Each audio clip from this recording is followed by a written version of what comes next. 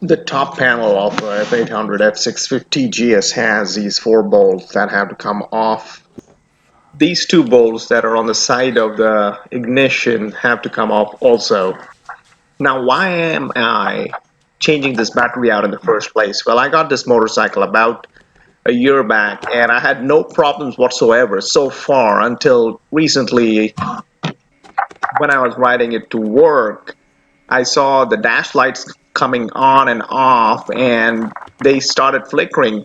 Now, it was a strange symptom because every time I changed gears, my dash lights used to come off and then they used to go off. I stopped at a signal, they used to come on, I take off, they go off again.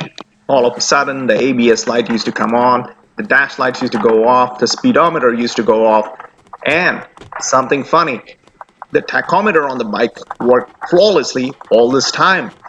I was confused. I went online, started checking all these.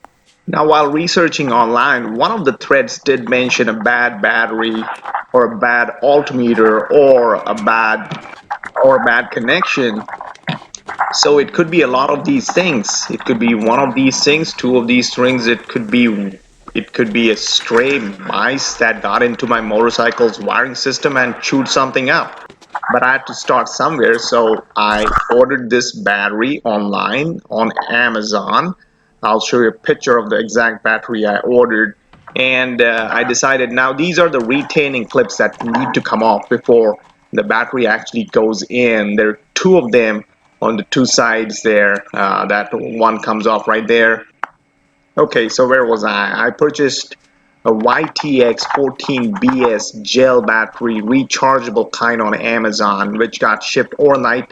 I did find one interesting thread online where a certified BMW technician did mention that this problem is most likely due to a battery or a connection to the battery.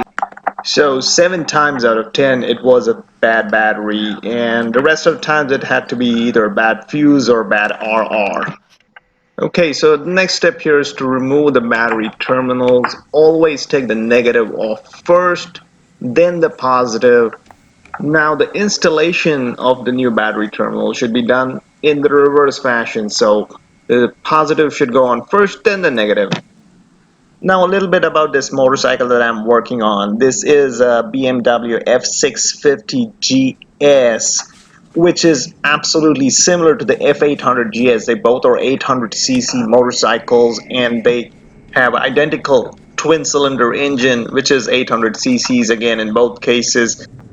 And the process of installing a new battery on the F650 or the F800GS motorcycles is exactly the same. Same thing goes for the oil and filter changes for both these motorcycles. Now I do have some super bright LEDs that I installed on my motorcycle last year, which might have been partly responsible for these battery problems.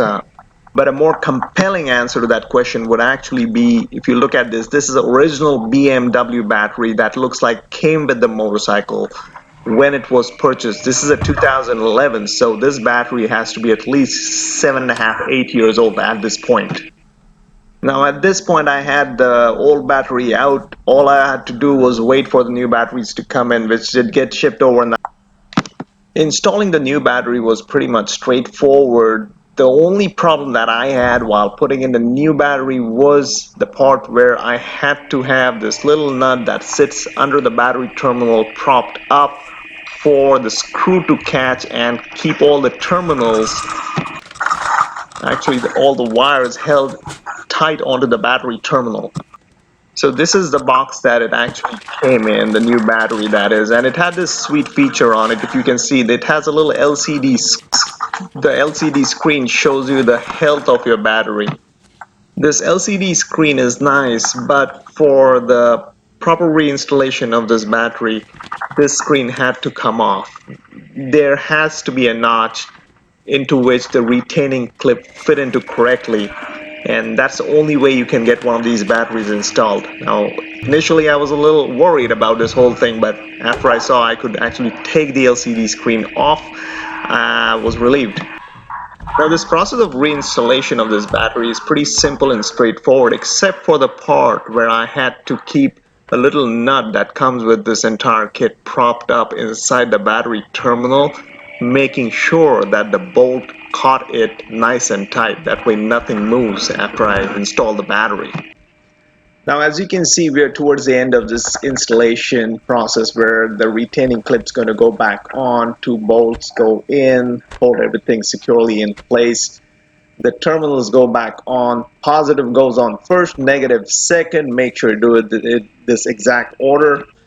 I personally feel the F650GS is one of the most underappreciated motorcycles of its generation. It produces a massive 75 horsepower and it is very easy to ride.